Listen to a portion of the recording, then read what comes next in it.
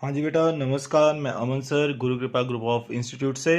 बेटा, हमने जो अभी तक के लेक्चर किए थे अकाउंटिंग प्रिंसिपल्स के, उसमें हमने ये वाले कंसेप्ट अभी तक पढ़ लिए हैं बेटा।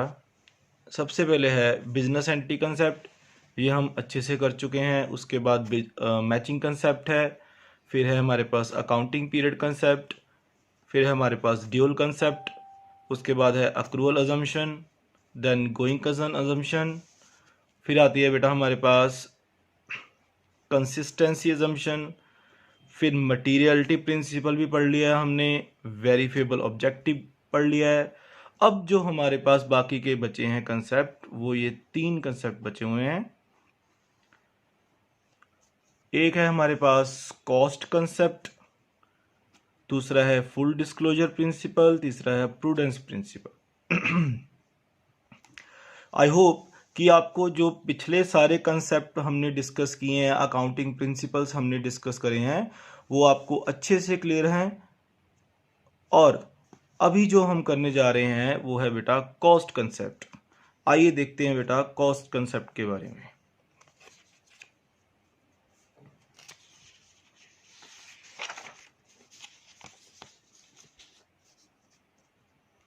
हाँ जी बेटा, बेटा जो कॉस्ट कंसेप्ट है हमारा,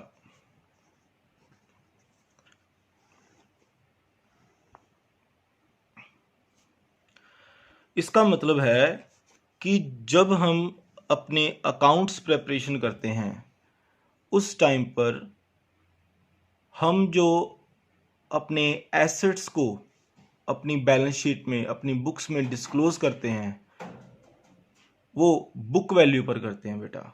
बुक वैल्यू का मतलब है जो उसकी परचेज्ड कॉस्ट है बेटा, हम उसको उस वैल्यू पर शो करते हैं। जैसे मान लीजिए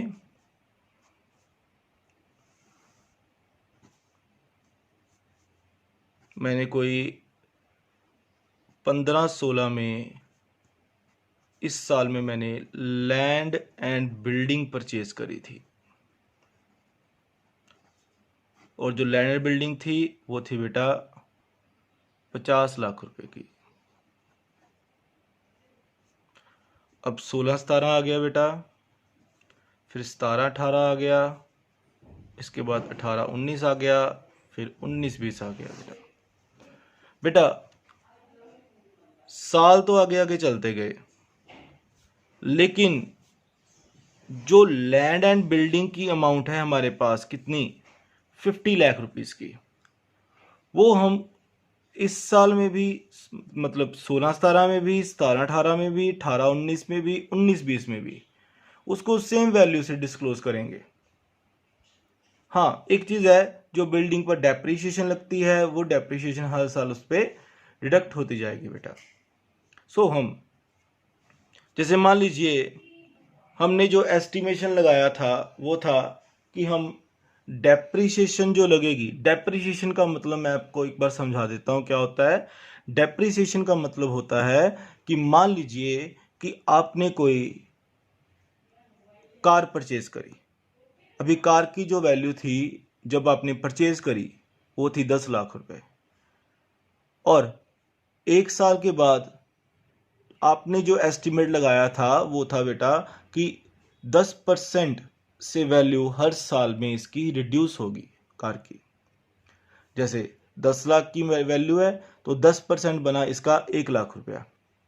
इसका मतलब है 1 लाख रुपए से वैल्यू कम होगी, तो अगले साल में कितनी वैल्यू रहेगी, 9 लाख की। तो उसके बाद अगले साल में कितनी वैल्यू रहेगी, 8 लाख की। इसी तरह से जैसे मान लीजिए मैंने लैंड बिल्डिंग को परचेज करा, और मैंने जो एस्टीमेट लगाया था बेटा, वो था 10% डेप्रिसिएशन का। एक चीज और ध्यान देने वाली यहां पर है बेटा, अगर हमें सिर्फ अकेली लैंड गिवन होगी, अगर हमें क्वेश्चन में लैंड गिवन है, तो लैंड की वैल्यू हमेशा एप्रिशिएट होती है बेटा। लैंड की वैल्यू हमेशा एप्रिशिएट होती है, लैंड पे डेप्रिसिएशन नहीं लगती बेटा। हाँ, अगर आपके पास लैंड एंड बिल्डिंग है लैंड है और उसके ऊपर क्या बनी हुई है, बिल्डिंग बनी हुई है। बिल्डिंग जब पुरानी हो जाती है बेटा तो उसकी वैल्यू कम होने लगती है। इसका मतलब है जब बिल्डिंग, आज जो बिल्डिंग हमने बनाई है उसको जब 10 साल बाद देखेंगे तो वो बिल्डिंग क्या हुई होगी बेटा, डेप्रिशिएट हुई होगी।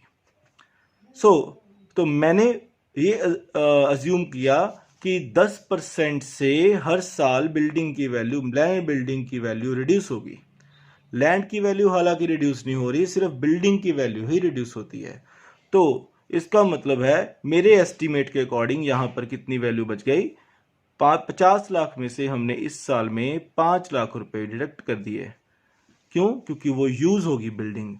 तो बाकी इस साल में कितनी वैल्यू बच गई, 45 लाख रुपए की। इसी तरह से मैंने सोचा था कि हर साल 5 लाख रुपए की वैल्यू जो है वो कम होएगी बेटा। लेकिन एक बात आपको यहां पर बता दूं कि ये जो वैल्यू है हमारे पास आ रही, this is not a market value.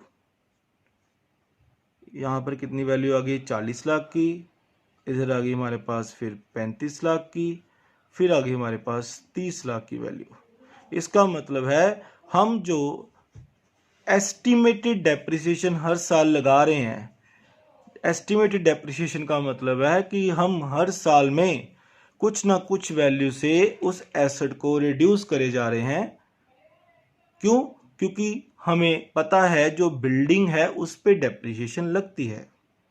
तो जो 5 लाख की अमाउंट है, इधर 5 लाख की अमाउंट है, इधर 5 लाख की और यहां पर 5 लाख की अमाउंट है, हर साल 5 लाख की वैल्यू बिल्डिंग की रिड्यूस हुई है। तो इसका मतलब ये हुआ कि इस साल में 45 लाख की वैल्यू है। लेकिन बेटा this is not a market value. जब मैंने इसको 31 मार्च 2017 में मार्केट से इसका रेट पता करा, मार्केट से इसकी वैल्यूएशन करवाई, तो इसकी वैल्यूएशन तो 60 लाख रुपीस हो गई थी। बट हम जो बुक्स में डिस्क्लोज कर रहे हैं बेटा वो 45 लाख की वैल्यू डिस्क्लोज कर रहे हैं, and this is the book value. क्या मैंने उसको 60 लाख रुपीस पे शो करा? नहीं करा। और अगले साल में उन्हें उसकी वैल्यूएशन करवाई तो अगले साल में बेटा उसकी वैल्यूएशन होगी 31 मार्च को 65 लाख रुपीस। इसके बाद अगले साल में 70 लाख रुपीस, उसके बाद 72 लाख रुपीस। इसी तरह से बेटा हर साल ये वैल्यू जो है ये इंक्रीज हो रही है बेटा। बट ये जो इंक्रीमेंट हो रहा है ना, ये लैंड की वजह से हो रहा है। बिल्डिंग तो डेप्रिशिएट ही होती है। और यहां पर जो हमारा कंसेप्ट है, जो कंसेप्ट समझने वाला है वो ये है बेटा कि अगर हमने कोई लैंड एंड बिल्डिंग, कोई भी एसेट परचेज करा है, जो कि जैसे हमारे पास ये 50 लाख रुपीस की अमाउंट पड़ी है, और जो 50 लाख रुपीस की अमाउंट है, और यहां पर जो हमारा कंसेप्ट समझने वाला है बेटा वो है, अगर हमने कोई एसेट परचेज करा है वो बेटा हमारी बुक्स में बुक वैल्यू पर ही डिस्क्लोज किया जाएगा, वो मार्केट वैल्यू पर डिस्क्लोज नहीं करा जाएगा। जैसे कि हमारे पास यहाँ पर आई 50 लाख की अमाउंट, और अगले साल की बुक वैल्यू जो डेप्रिसिएशन लग के जो बैलेंस वैल्यू बची वो थी 45 लाख रुपीस की। उसके बाद बची हमारे पास 40 लैक्स की, देन 35 लैक्स की, देन 30 लैक्स रुपीस की। लेकिन जो इसकी मार्केट वैल्यू थी बेटा, जो इसकी मार्केट वैल्यू थी वो बुक वैल्यू की अमाउंट से थी ज़्यादा। इसका मतलब ये हुआ कि अगर हम कोई भी एसेट्स की मार्केट वैल्यू देखें तो वो मार्केट वैल्यू जो है वो बुक वैल्यू से ज़्यादा या कम हो सकती है बेटा। इसका मतलब ये हुआ कि जो एक्चुअल वैल्यू है एसेट की इस डेट पर वो तो ये वाली है, 60 लाख की, 65 लाख की, 70 लाख की और 72 लाख की। लेकिन हमने उसको बुक्स में कौन सी वैल्यू से डिस्क्लोज करा है, 45 lakh, 40 lakhs, 35 lakhs and 30 lakh rupees से। बात समझ में आती है? यही हमारा कंसेप्ट है कि कॉस्ट कंसेप्ट कहता है कि जो भी एसेट हमने परचेज करा है उसको हम कॉस्ट वैल्यू पर ही, जिस वैल्यू पर हमने उसको परचेज करा था, हम उसको हर साल उसी वैल्यू पर ही डिस्क्लोज करते हैं।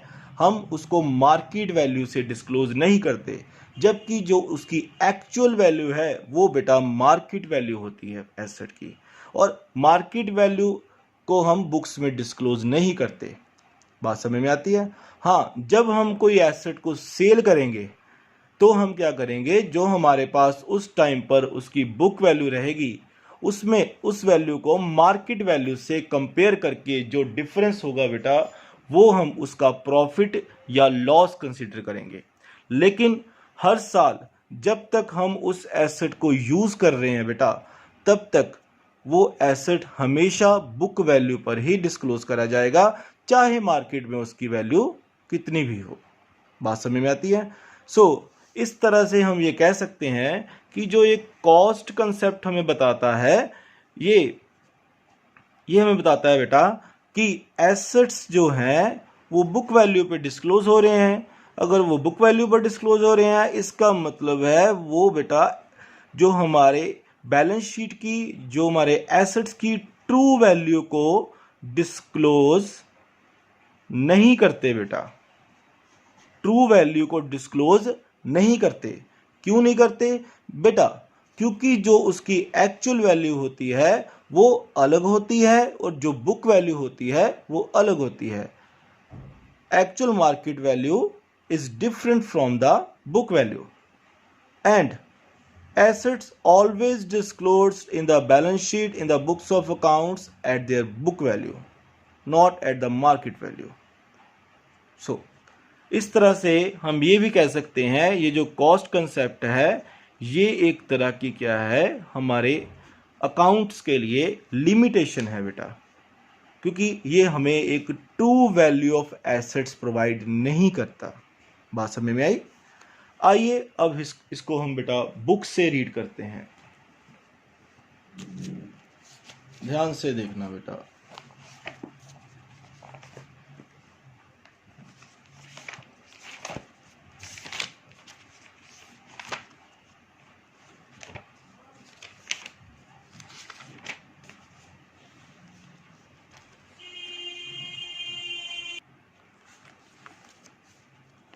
ये है हमारे पास बेटा कॉस्ट कंसेप्ट।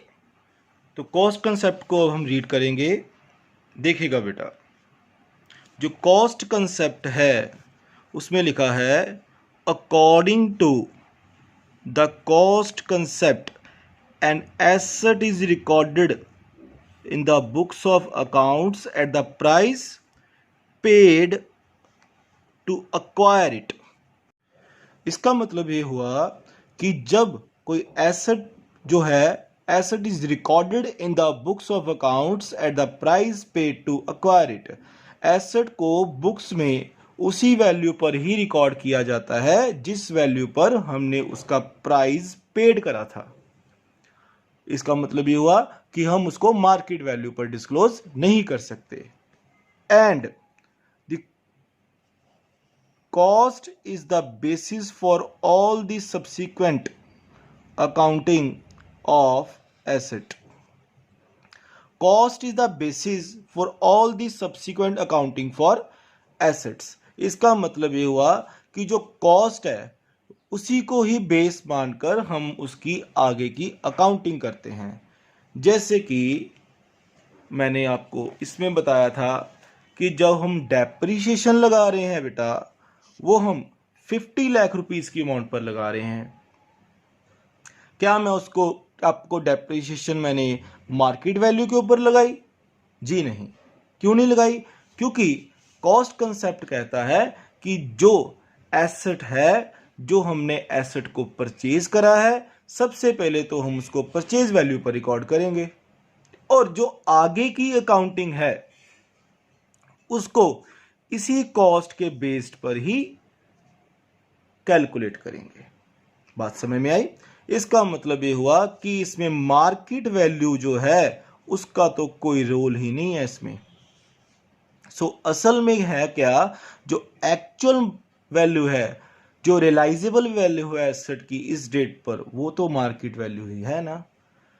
इसलिए ये कहते हैं कि जो ये कंसेप्ट है ये हमारी एसेट्स की लिमिटेशन को दर्शाता है, बुक्स की लिमिटेशन को दर्शाता है, जो कि इन्वेस्टर को ट्रू वैल्यू ऑफ एसेट्स की फिगर नहीं प्रोवाइड करते। बात समझ में आई? आइए देखते हैं बेटा आगे।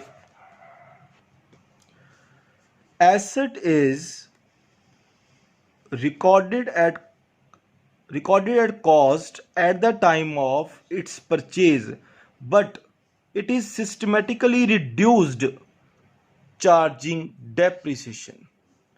इसका मतलब ये हुआ कि जो एसेट की वैल्यू है बेटा वो रिकॉर्ड की जाती है at the time of purchase, जिस वैल्यू पे हमने उसको खरीदा है, but is systematically reduced by charging depreciation. Systematically reduce का मतलब है कि हम एक प्रॉपर अरेंजमेंट करते हैं, एस्टिमेशन लगाते हैं इसको कितनी वैल्यू से हर साल में हमने रिड्यूस करना है, और उसी वैल्यू में से हम डिडक्ट करते रहते हैं और मार्केट वैल्यू को कंसीडर नहीं करते बेटा। आइए आगे देखते हैं बेटा।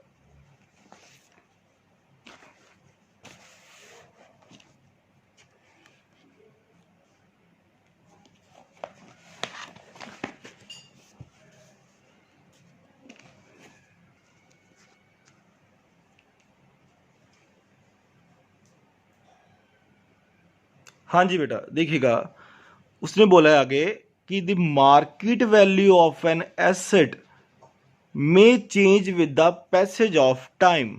जो एसेट की मार्केट वैल्यू है वो चेंज हो सकती है with the passage of time, but for accounting purpose it continues to be shown in the books of accounts at the book value. But जो अकाउंटिंग पर्पस के लिए हमें उसको एसेट्स को बुक वैल्यू पर ही डिस्क्लोज करना पड़ता है, हम उसको मार्केट वैल्यू पर डिस्क्लोज नहीं करते। But with the passage of time जो एसेट की वैल्यू है वो चेंज होती रहती है बेटा। That is cost at which it was purchased minus depreciation provided up to date.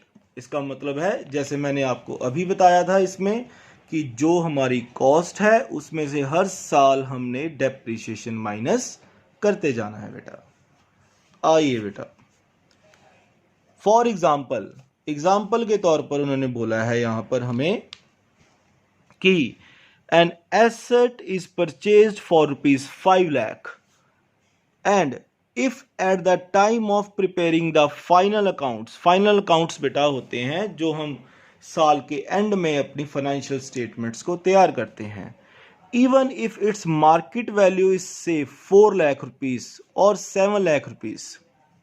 वो कह रहे हैं कि जो एसेट की वैल्यू है जब हमने खरीदा था बेटा उस एसेट को वो था 5 लाख रुपए का, but at the time of preparing the final accounts जब हमने अपनी फाइनेंशियल स्टेटमेंट्स को तैयार किया, even if the market value is से 4 लाख और 7 लाख, चाहे इसकी मार्केट वैल्यू 4 लाख है या 7 लाख है, yet the asset shall continue to be shown at its purchase price that is 5 lakh. इसका मतलब ये हुआ कि जो 4 लाख की वैल्यू है और 7 लाख की वैल्यू है, this is not relevant for the purpose of recording of assets in the books of accounts. So value of asset shall remain ₹5 lakh। चाहे वो वैल्यू बेटा 4 लाख की होगी मार्केट में, चाहे वो होगी 7 लाख की, बट हम उसको बुक वैल्यू पर ही डिस्क्लोज करेंगे। So cost concept brings the objectivity in the preparation and presentation of financial statement। They are not influenced by the personal bias or judgments। So इसलिए वो कहते हैं जो कॉस्ट कंसेप्ट है वो जब उसकी हम प्रेपरेशन करते हैं फाइनेंशियल स्टेटमेंट की, वो किसी भी तरह के बायसनेस से रिकॉर्ड नहीं किया जाता। सो एक तरह से हम ये भी कह सकते हैं बेटा कि ये जो कॉस्ट कंसेप्ट है कुछ हद तक ठीक भी है। क्यों?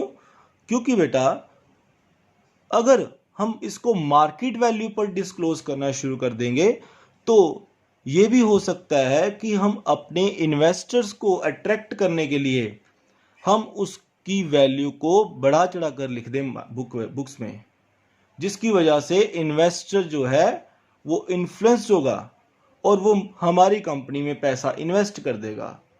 सो इससे कॉस्ट कंसेप्ट से हम इस पे सेफ साइड पे हैं, क्योंकि ये अकाउंट्स में हम इसलिए इसको बुक वैल्यू पे रिकॉर्ड करते हैं क्योंकि ये एक तरह से इन्वेस्टर के हित में है बेटा।